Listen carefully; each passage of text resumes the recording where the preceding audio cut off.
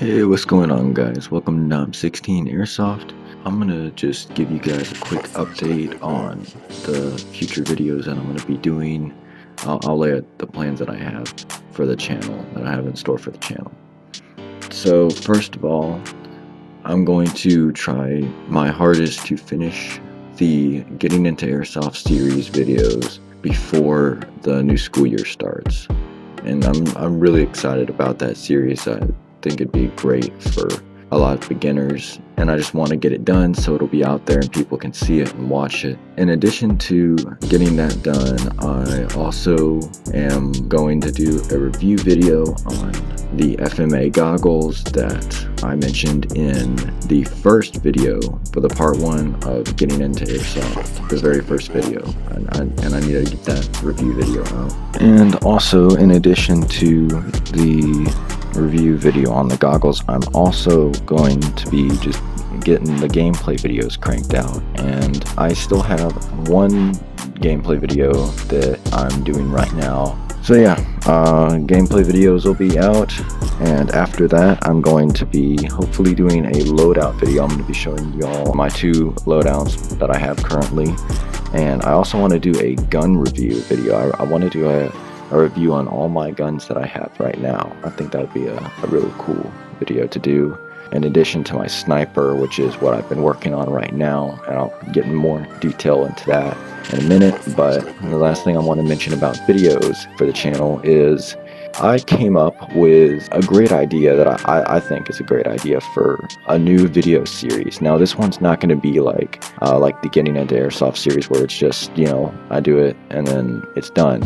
This one will be able to continue on forever, pretty much, and I can just keep making the videos. So what it is instead of ricers on Craigslist, I'm going to be doing airsoft postings on Craigslist, and we're just going to go through the postings and maybe, 5-7 postings each video, and I'm just going to look at the videos, explain to you guys what I see, if it's a good deal or not, and then at the end of the video, we'll go through all the postings quickly, and I'll tell you what my pick is for the best posting, the one that I would buy. So I'm really excited about that. That I think it'll be a cool little mini series that I can do. Yeah, I'm super excited about starting that.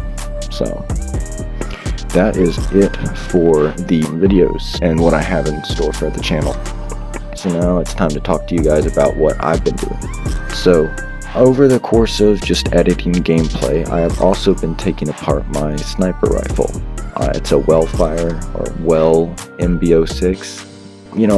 I've liked it. I had gotten it as a gift from a friend for payment for watching their house while they're gone and taking care of their pets.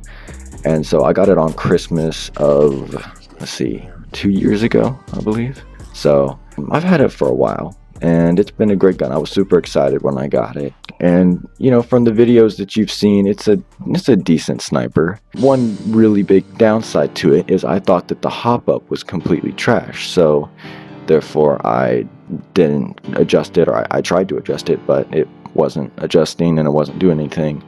It was mainly because I wasn't actually turning the key. I was just using a small Phillips head screwdriver instead of the actual Allen key that it was required for the adjustment. So that was pretty stupid, but also pretty funny too, to see my BBs would always drop and I would have to painstakingly sight in the scope, so it would just drop perfectly where the crosshairs was. It was a giant pain to shoot. Anyway, so I was just, after this Woodland War was over, I was just done with it. I wanted an accurate sniper. I wanted like SSG performance. So I decided to just take the whole gun apart and look up a bunch of videos and research on how to make a sniper more accurate for cheap. And one of the mods that I've seen a lot of people do is Teflon tape. And so I taped the cylinder head and the hop-up bucking and put the gun all back together. I cleaned the inner barrel, re-greased the cylinder, made sure everything was all clean and everything. I didn't take apart the trigger assembly because, well, I have a bad experience with trigger assemblies.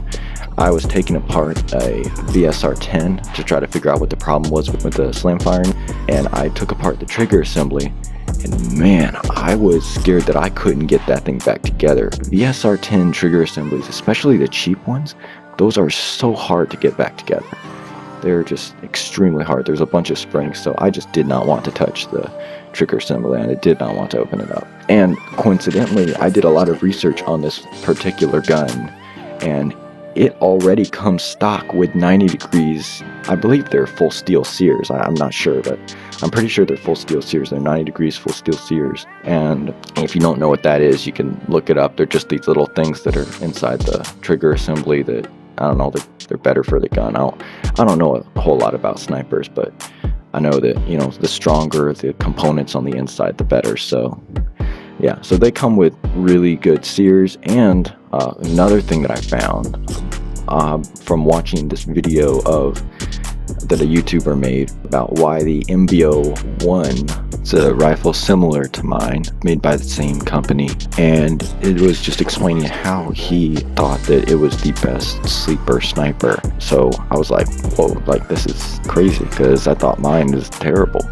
And so he goes through and explains everything about the sniper. And one of the things that he explained was it has full steel 90 degree sears. I believe that's what he said about the sears. And also it's compatible with APS-2 internals. And for snipers, there are two systems, VSR-10 and APS-2. And some high-end snipers use a mix of both, like the SSG-24.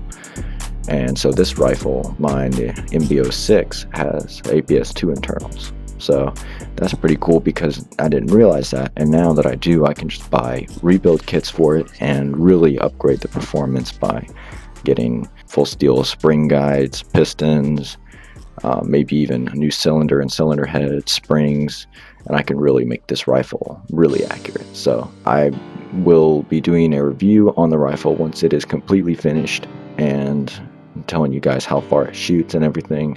I'll throw in some footage right here and pictures of what I've been doing to it, and just how it looks now that I put it all back together and everything. Anyway, so that's really what I've been doing with my sniper. Then that's really it for the video updates. So I hope you enjoyed the video. If you did, make sure to hit that like button, and if you're not a subscriber, consider subscribing and turning on post notifications so you'll be up to date on all my newest videos. As always, guys, thanks for watching, and I'll see you next time.